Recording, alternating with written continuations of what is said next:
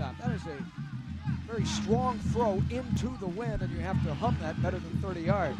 And it takes a long time to get there. That means that Iglesias has to maintain his separation from the cornerback, Hines, for a much longer time than he did. McKinley warming up. He's hit 3 in a row. Jeff Carr, less than 6 minutes to go, the linebacker, trying to stop him right here on 3rd down. Needing 6. Late blitz. There's the first. And Iglesias across midfield. He's a strong man at 6'2", 2 1/4. He can break a tackle. Carr had to come running all the way across the field to haul him down. Well, it's his strength and his leaping ability that allow him to make all those receptions. He's usually pretty well covered. Let's take a look at how close the defender is when he makes this catch. And then once he does make it, he's got the strength to break the tackle. There's Hardy, and he comes back around. And a lot of times those defenders, Paul, miss the tackle because they're dumbfounded that Iglesias made the catch with them that close. Clearly, 6 receptions, 6 of the 9 completions today for McKinley. Miscommunication there. Looking for Hill as fullback in the flat. But McKinley is looking pretty much in one direction, and that is to Orlando Iglesias. The outset of the year, they lost Jerry and James. And with a freshman in Middleton who is not all that familiar with the offense, really the only source of consistency and confidence that McKinley could find would be to look toward Iglesias. And defenders have keyed that. And that's one of the reasons that Houston has been almost 2-to-1 run to pass this year up to this point. They got a drive going now, though. McKinley, incomplete. This was Middleton on the slant. And he could not come down with it in front of Monroe. On our National Card game summary so far in this football game, Garrard has been brilliant. A 34-yard touchdown strike to Stokes. He has rushed for one as well. And then Bays hit it on the screws, playing the Tour Championship across town here in Houston. That was a 3-wood off his goal line. And a low 3-wood, low line drive.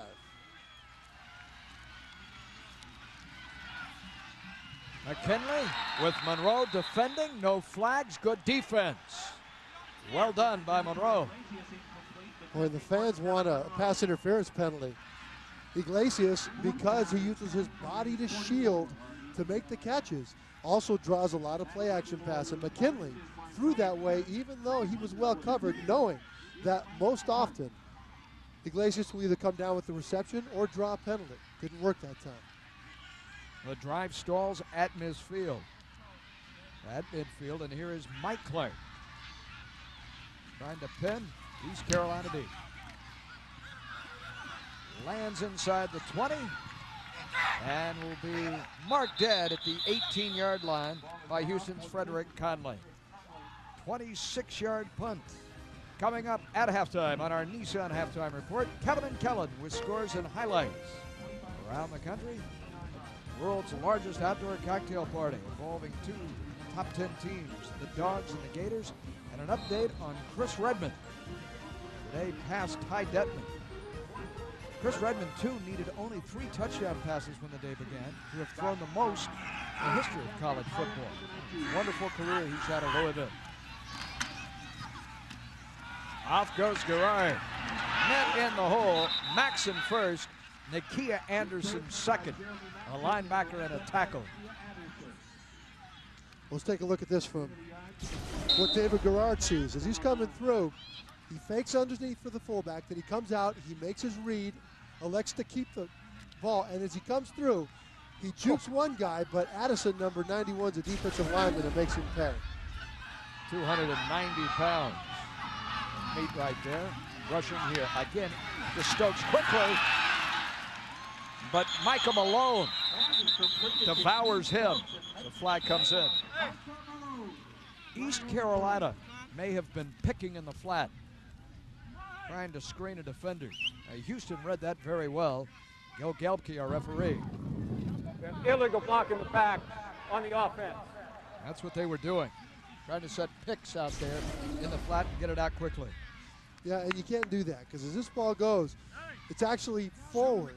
And so you can't block guys out when that's a forward pass. If it were a lateral, it would be like a run. You could do anything you want. Michael Malone, Trevor, former linebacker, now moved to the secondary. Playing very well for Kim Hilton. Made the play there, even though he was blocked in the back. Third down now. They need 15. Chappell in motion. Gerard from his 6.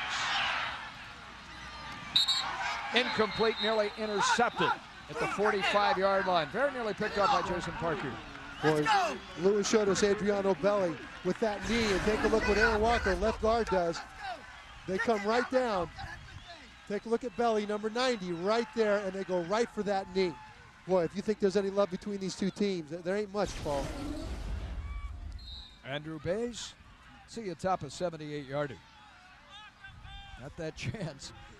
All the way at the other end of the field, the return man stands, and that's Kenny Hill at his 24. He is 60 yards deep from the line of scrimmage. And needed to be. Came up about 7 yards, did Hill. Got away from Malone, who got back up, slows him down enough that the tackle's made at the 41-yard line. That is a 49-yard effort by Andrew Bays. And you can see why he leads all of college football in kicking, and will, with the kind of day that he's having today, do so for quite some time.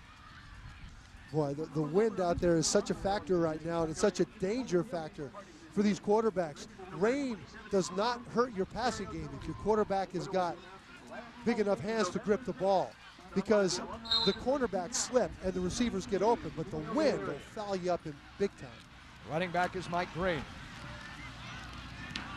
Glacius had to make sure that he had the handle in front of Kevin Monroe. Pretty good duel going on between those two. Monroe, the senior, Iglesias, the junior, and Iglesias has got in front of him 7 times in this first half. Make catches. The thing Monroe's got to watch for is coming up and missing a tackle and letting Iglesias make a big play, because Monroe is out there all by himself covering him. Now, Monroe's a lot faster than Iglesias, but Iglesias has the size and strength to shuck him off and make a big play. Goes to the other side, does Iglesias. Now on Foster. This is Green to the short side.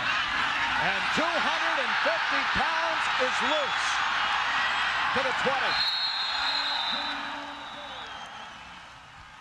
This is a fullback-sized man with tailback speed. It's a gain of 34. Well, if your 204-pound guy can't break through, try your 250-pound guy. Both Green and Sanford have a great shot at playing on Sundays. The left guard and left tackle do an outstanding job in there. You've got Greg Brown and Josh Lovelady that open the hole, and now look at his speed of Mike Green as he breaks through there. 250 pounds of muscle rolling through. Again, Green. Look at him fight to the 10-yard line. Blowing through Pirates. And Paul, Josh Lovelady, left tackle, and his left guard, Gregory Brown, again, outstanding blocking. They did a great job of staying up and keeping on their men, keeping their feet moving. So the eyes of Green are able to see the hole because those two big men stayed up to create it. Satterfield and Monroe. Stop. They had 31 rushing yards prior to these two carries by Green. 42 in the last 2 snaps. And a nothing this time. The middle is filled. Less than 2 minutes to go in the first half. Houston has 1 timeout remaining, and a touchdown here would be very, very big. It's 3rd down. They need 7 on the board. Just ahead, our Nissan halftime report. Kevin Frazier, Helen Winslow in Los Angeles. 3rd down. Power running Sanford.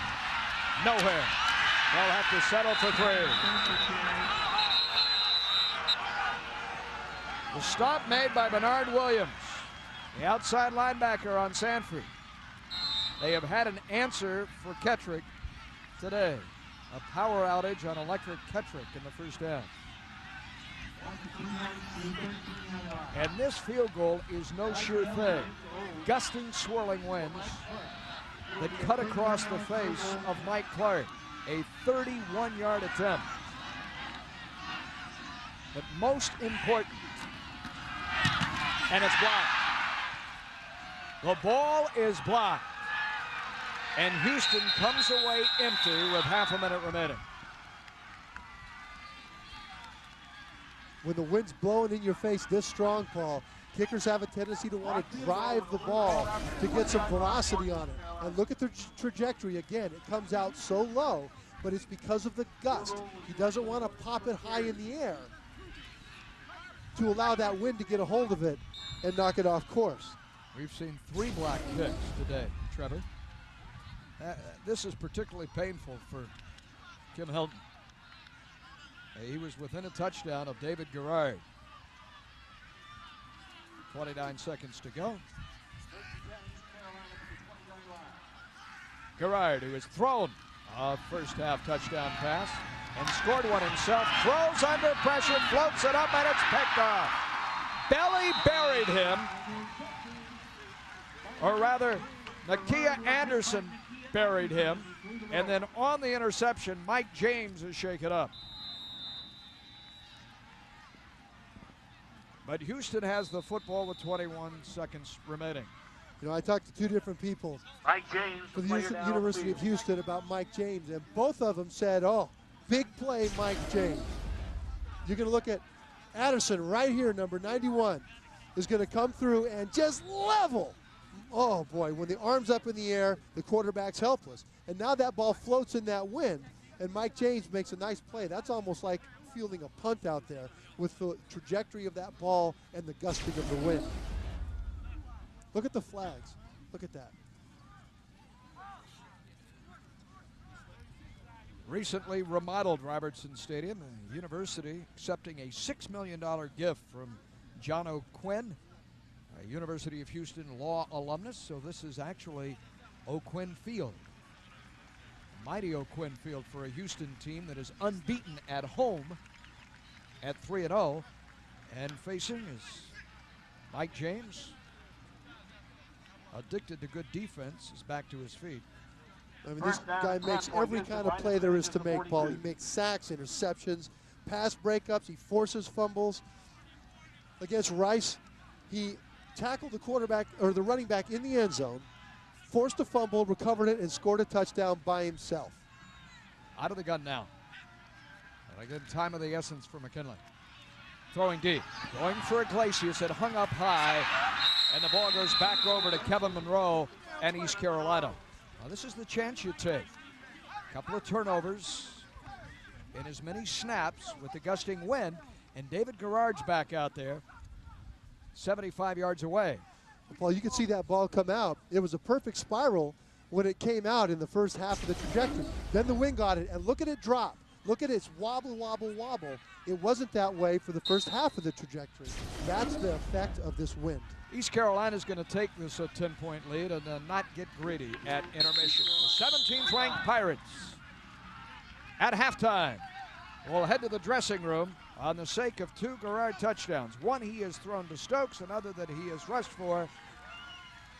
And Steve Logan leading Kim Helton and company here on Fox Sports Net. A critically important Conference USA matchup of these two, especially for East Carolina's ambitions, not only of winning this league, but of reaching the top 10. Let's go down to the field in Lewis.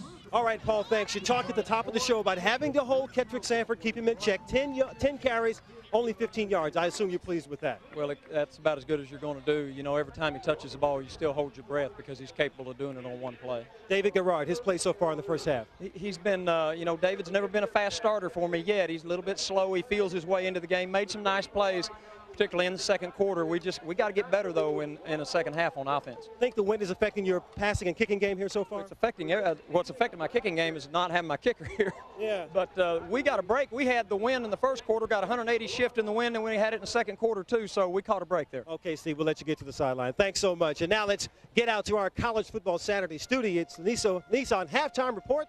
Kellen Winslow and Kevin Frazier. Gentlemen, happy Halloween Halloween to you.